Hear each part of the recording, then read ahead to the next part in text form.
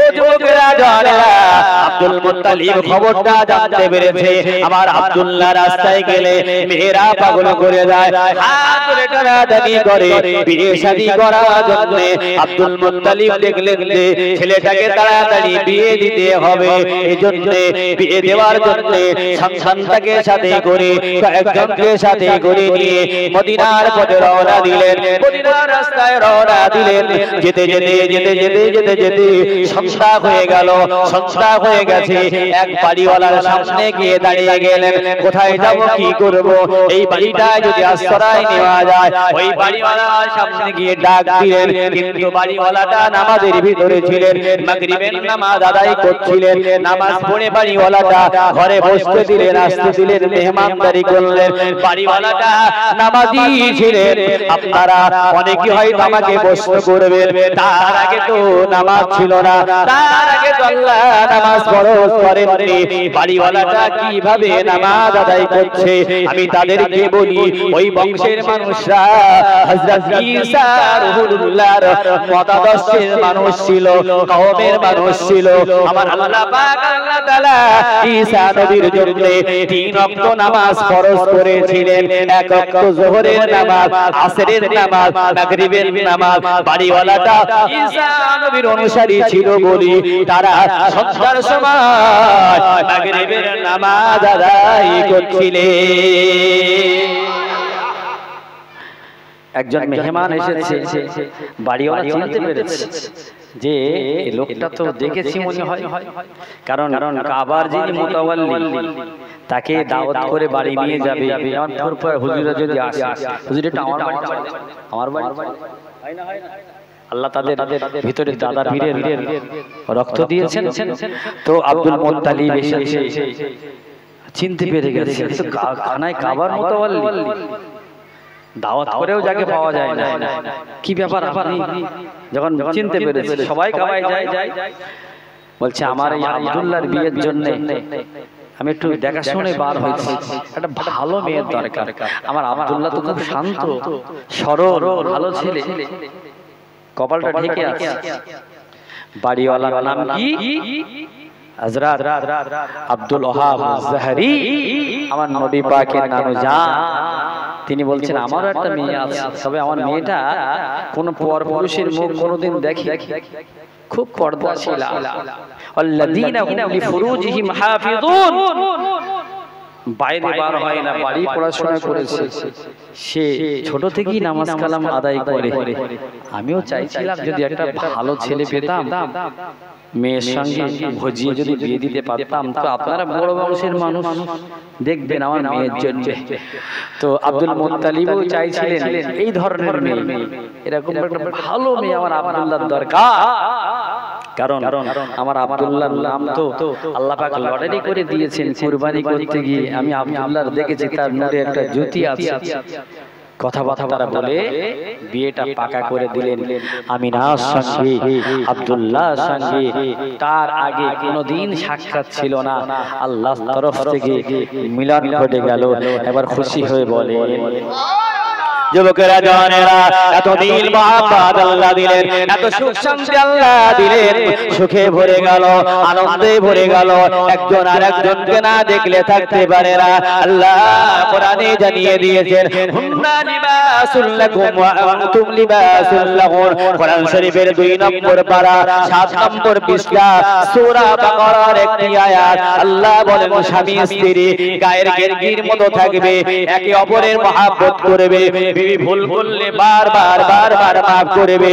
সংসারে যাদের শান্তি আছে, সুখ আছে, ওই সংসারে টাকা লাগে না, অর্থ লাগে না, দামি গাড়ি লাগে না, এসি লাগানো লাগে না, ফ্রিজ বসিয়ে লাগা লাগে না, এমন করে বড় বড় মার্কেট থেকে মার্কেটিং করা লাগে না। যে সংসারে স্বামী স্ত্রীর মিল আছে, আমার আল্লাহ আসমান থেকে জানিয়ে দিয়েছেন ওই সংসারটা হলো জান্নাতি একটি বাড়ি। জোরে বলে প্রায় বাড়ি তো অশান্তি। বউরা মাছের মাথা খাচ্ছে, গরুর মাথা খাচ্ছে, হ্যাঁ যেটা বলছে সেটা আনছি, সারাদিন খেটে খেটে। তো একটা কথা কি, তোমার মাথা কবে খাও? তোমার মাথা যদি চিবিতে পারবো, খেতে পারবো, আমার জানটা ঠান্ডা হবে।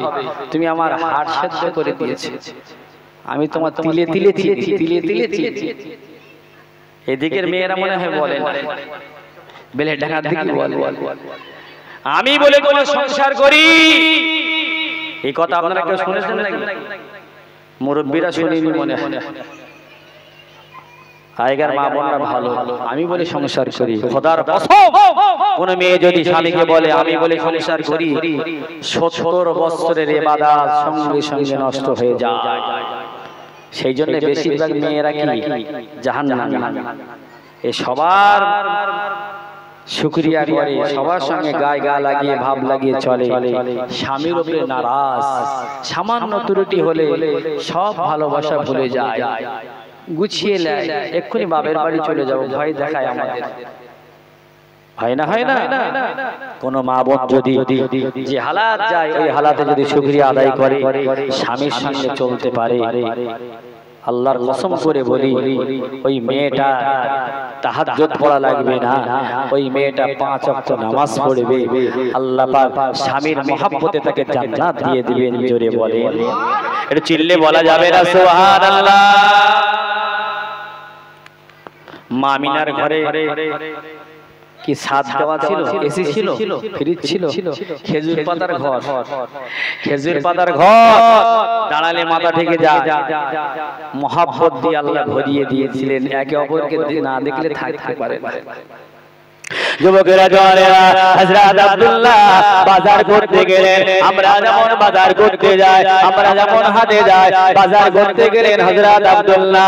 বাজার করতে গিয়ে বাজার ঘাট সব করা হলো, কমপ্লিট করলেন, ঘরেতে ফিরবেন। এমন সময় তাকিয়ে দেখেন বাজারের কোণে কিছু মানুষ যেন কেনা বেচা হচ্ছে। হযরত আব্দুল্লাহ দূরের থেকে নজর লাগলেন, দূরের থেকে নজর দিলেন, দেখতে পেলেন একটা কালো কুৎসিত মহিলা, কালো কুৎসিত মেয়ে, 9 থেকে 10 বছর বয়স হবে, আনুমানিক এমন বয়স হবে। ওই মেয়েটা আব্দুল্লাহর দিকে ফ্যাল করে তাকিয়ে আছে। আব্দুল্লাহ দেখে মনে মনে করে, আমি এই মেয়েটার দিকে চোখটা কেমন করে নাড়িয়ে নেব। মেয়েটার দিকে মনে হয় ওই মেয়েটা 2-10 দিন মনে হয় কিছুই পান করেনি, জীর্ণ শীর্ণ রোগা, দাঁতগুলো বাইরে বার হয়ে আছে। ওই মেয়েটার গায়ের জামাটা 2-10 জায়গায় ছেঁড়া কোড়া হয়ে গেছে। ওই মেয়েটাকে কে যেন এসে বাজারে বিক্রি করতে নিয়ে চলে এসেছে। খরিদ্দার কেউ নিতে চায় না, কালো বলে, ছেঁড়া জামা বলে, জীর্ণ শীর্ণ বলে, দাঁত বার হওয়া বলে। আমার আল্লাহ পাকের নবীর আব্বা তিনি দেখে মনে মনে করলেন, ওই মেয়েটার চোখে যেন মহব্বত দিয়ে, ভালোবাসা দিয়ে আল্লাহ যেন ভরিয়ে রেখেছে। আব্দুল্লাহর দিলে মলা হলো, আব্দুল্লাহর দিলে যেন ভালোবাসা তৈরি হলো। বাজার করতে গিয়ে আরেকটা বাজার করে ফেললেন। মেয়েটার বাড়ি কোথায়, মেয়েটার বংশ কোথায়, মেয়েটা হিন্দু না মুসলিম না খ্রিস্টান, কিছুই না জেনে হযরত আব্দুল্লাহ ওই মেয়েটাকে ঘরে নিয়ে আসলেন। আমিনাকে বললেন, আমিনা তোমার একটা ছোট্ট বোন এনেছি। আমিনা আমি সব সময় তো ঘরে থাকি না, একসঙ্গে থাকবে, বোনের মতো থাকবে। আমিনাও খুশি হয়ে গেলেন, রাজি হয়ে গেলেন, সন্তুষ্ট হয়ে গেলেন। যেদিন থেকে ওই মেয়েটা বাড়িতে এসেছে, ঘরেতে এসেছে, কিতাবের মধ্যে এসেছে, মা আমিনা বলেন, ওই দিন থেকে আমার বাড়িতে, আমার ঘরেতে আল্লাহ জানো আস্তে আস্তে রুজিটা বাড়িয়ে দিতে লাগলেন, বরকতটা বাড়িয়ে দিতে লাগলেন। আমি আমার স্বামীকে ডেকে বললাম, ও আব্দুল্লাহ, এই মেয়েটা আসার পরে আল্লাহ জানো আমাদের ফুলে ফেপে ধনী বানিয়ে দিচ্ছে। শোনো শোনো, এই মেয়েটার তো কোনো নাম জানি না, নিজেও নাম বলতে পারে না, তবে শোনো আব্দুল্লাহ, এর দিলের ভিতরে বড় কষ্ট, না জানি আল্লাহ এর ভিতরে কি না রেখে দিয়েছে। আমি একটা নাম পছন্দ করেছি, ওই মেয়েটার নাম দিলাম বারাকা। আমি ওই মেয়েটার নাম দিলাম বারাকা। বারাকা, বারাকা শব্দের অর্থ হলো বরকত, বরকত, বরকত। ওই মেয়েটা এসে আমার বাড়িতে বরকত পেয়েছে বলে আমি মেয়েটার নাম বারাকা দিয়ে দিলাম। দুজনা খুশিতে আনন্দে থাকে। কিছুদিন যেতে না যেতে হযরত আব্দুল্লাহ বললেন, আমিনা আল্লাহ পাক আরো আমাদের শান্তি দেবেন, সুখ দেবেন। আমিনা আরবের রীতি অনুযায়ী সবাই তো ব্যবসা করতে যায়, অনেক মানুষ ব্যবসায় যাবেন সিরিয়ায়, তারা সব টিম করেছে, লেখালেখি করেছে। আমিনা আমিও যাওয়ার জন্য ওদের কাছে নামটা লিখিয়ে দিয়েছি, কয়েকদিন পরে আমি ব্যবসার জন্য যাব। আমিনা তুমি চিন্তা করবে না, বারাকাকে নিয়ে থাকবে, খুব তাড়াতাড়ি ব্যবসা থেকে ফিরে আসবো।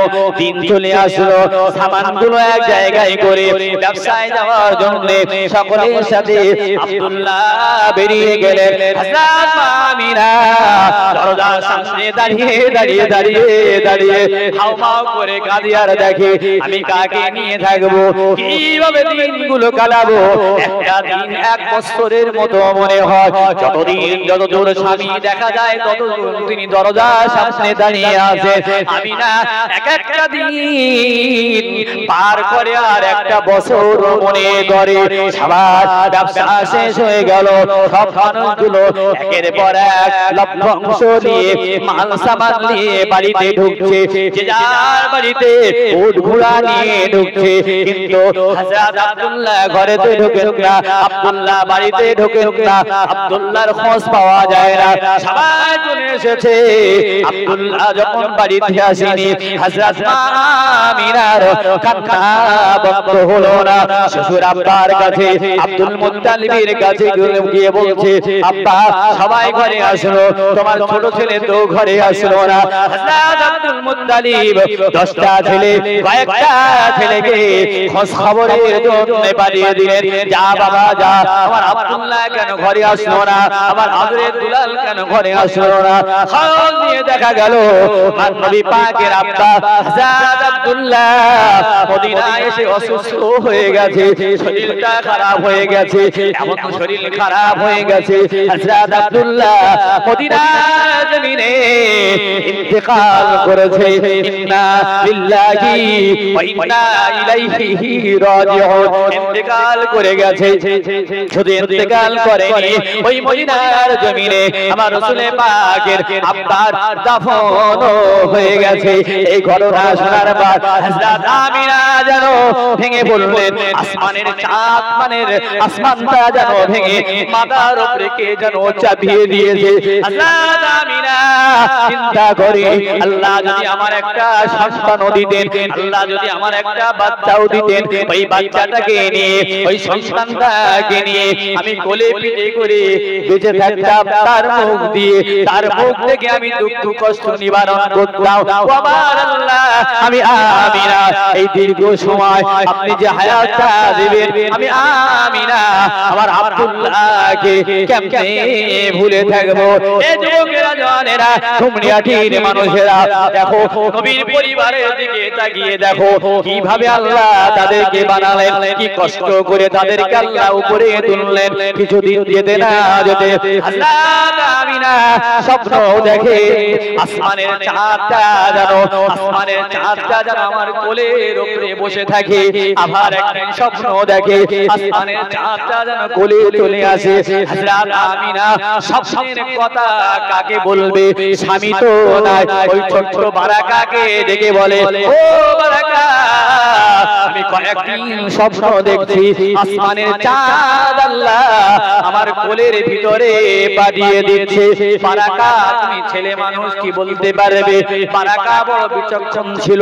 বারাকা বলে, আমিনা আমার মনে হয় আমার আল্লাহ আপনার ঘরেতে, আপনার কোলেতে চাঁদের মতো একটা বাচ্চা দান করবে। জোরে বলে। আমিনার স্বপ্নটা সত্য হয়েছে না মিথ্যা? সত্য না মিথ্যা? বাচ্চা যখন হলো, সর্বপ্রথম ওই বারাকা কোলে নিয়েছিলেন। জোরে বলে বললেন, এটা নসিবের ব্যাপার। এত চেষ্টা করে নবী দেখতে পাই না, আর কোথায় হাফসি দেশে বাড়ি, কালো রং, বাজারে বিক্রি করা মেয়ে। আমিনার যখন বাচ্চা হলো, বারাকার করে দিয়ে দিল। বারাকা দেখে বলছে, আমি তো বলেছিলাম না চাঁদের মতো হবে, কিন্তু সেটা তো মিথ্যা হলো। এটা তো চাঁদের মতো নয়, এ তো আমার আল্লাহ চাঁদের থেকেও সুন্দর বানিয়েছেন। জোরে বলে তাকবীর দান, নারে তাকবীর, নারে তাকবীর। বারাকা বলছে আমি বলেছিলাম চাঁদের মতো হবে, কিন্তু আমার কথা তো মিথ্যা হয়ে গেল, এ তো চাঁদের থেকেও সুন্দর। আর একবার বলে সেই নবীকে বারাকা কোলে নিলেন। আমিনা বলে আমি যে পেটে বাচ্চা চাই আমি তো জানতাম না।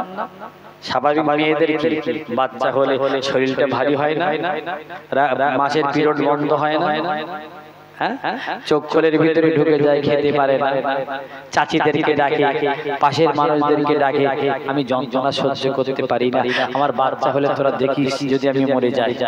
মাঝে মাঝে কষ্ট হয় কি এরকম কথা মানুষের সঙ্গে বলে না, বলে না কথা বলে। এই নবীর মা বলছে আমি জানতে পারিনি যে আমার গর্ভে বাচ্চা আছে। কেন বলে বলো, আমার নবী পৃথিবীর জমিনে আসবেন আর মাকে কষ্ট দিতে দিতে আসবেন। আমরা তো লাথি মেরে কলিজায় লাথি মেরে এসেছি, নবী তো কষ্ট দেওয়ার জন্য আসেননি। ওমা আরসালনাকা ইল্লা রাহমাতাল লিল আলামিন, 17 পারার 10 নম্বর পৃষ্ঠা সূরা আম্বিয়ার একটি আয়াত।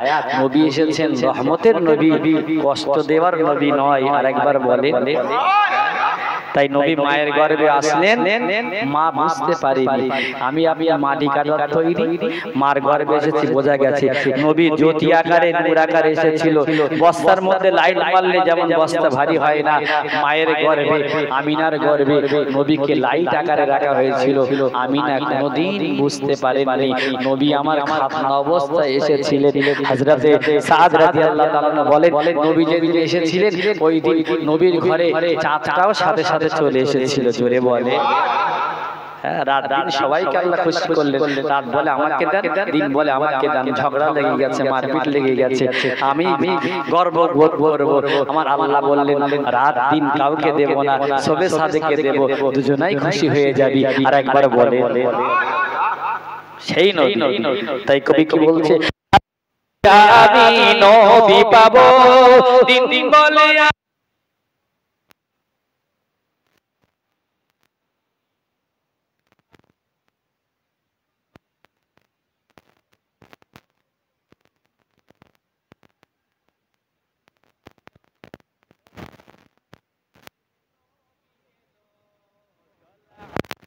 علينا من ثنيات الوداع وجب الشكر علينا مدعا لله داعي اللهم صل على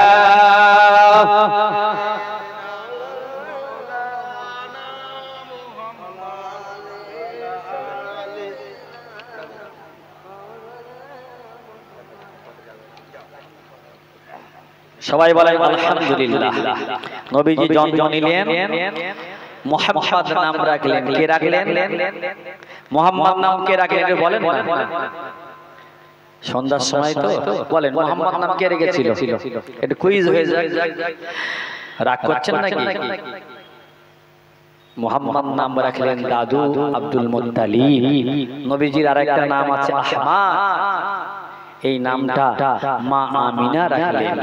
একজন কি মুহাম্মদ নাম রাখলেন, আর একজন কি আহমদ নাম রাখলেন। একদিন, দুদিন, 3 দিন, 4 দিন করে 12 দিন হয়ে গেল। 12 দিন হয়ে গেছে। আরবের রীতি নীতি অনুযায়ী, আরবের রীতি ছিল মক্কা শহরে ধনী মানুষরা বাস করতেন, বাচ্চাদেরকে বিভিন্ন শহর থেকে, গ্রাম থেকে, নগর থেকে গরিব গুরুবরা এসে বাচ্চাদেরকে লালন পালন করতেন, নিয়ে যেতেন।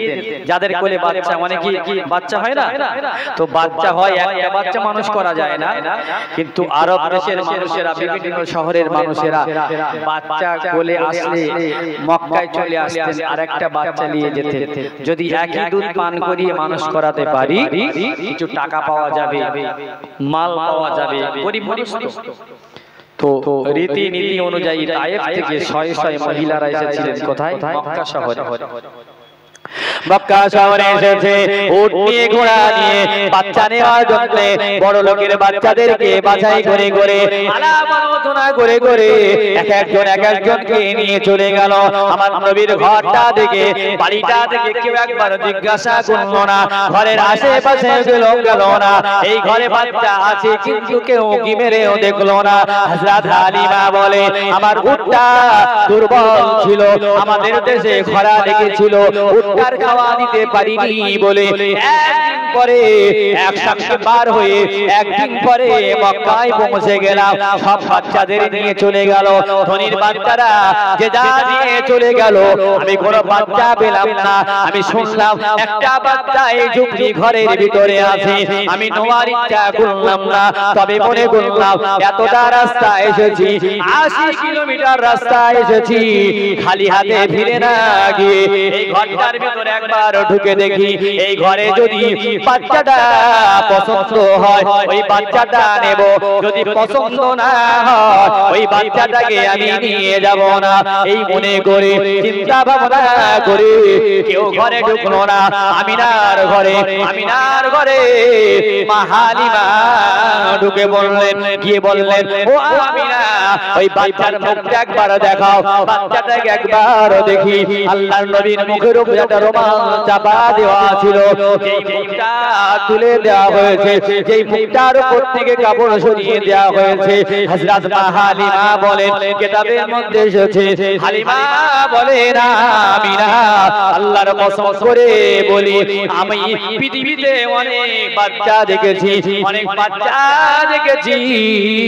কিন্তু এই মুহাম্মাদের মতো বাচ্চা আমি আজও কোনোদিন দেখি নাই। জোরে বলে আমিনা ঢুকেছিলেন হালিমা কি জন্য? বাচ্চা যদি পছন্দ হয় নেব, কিন্তু বলছেন কি এমন বাচ্চা আমি পৃথিবীতে কোনোদিন দেখিনি। এ কি বাচ্চা? সঙ্গে সঙ্গে ভালো বাচ্চা হলে কি কোলে নেন, মহব্বত লাগে না? কোলে নিয়েছে। হালিমা বলে আমার স্তনে দুধ ছিল না, কয়েকদিন একেবারে রোগ শুকনো হয়ে গিয়েছিলাম, কোলে নেওয়ার সঙ্গে সঙ্গে আল্লাহ পাক আমার স্তনের দুধটা পরিপূর্ণ করে দিলেন। আরেকবার বলবেন না? আমি উটের পিঠে তুললাম, উটটা চাঙ্গা হয়ে গেল, অটোমেটিক উটটা যাওয়ার জন্য রেডি হয়ে গেল। একদিন আগে যারা চলে গিয়েছে তায়েফে রাস্তায় 80 কিলোমিটার রাস্তা, আমি না একদিন পরে বার হয়ে দেখি সবার আগে আমার উটটা তায়েফে আমাকে পৌঁছে দিল। আর একবার বলবেন এ যুবকেরা জওয়ানেরা, একটা আশ্চর্যের বিষয় হলো আমার নবী পাক ছোটবেলায় যে জায়গায় ঘোরাফেরা করতেন ওই জায়গাটা ঘেরা আছে। এই যুবক ভালো করে শোনো, ওই জায়গাটা ঘেরা আছে, যেতে দেওয়া হয় না।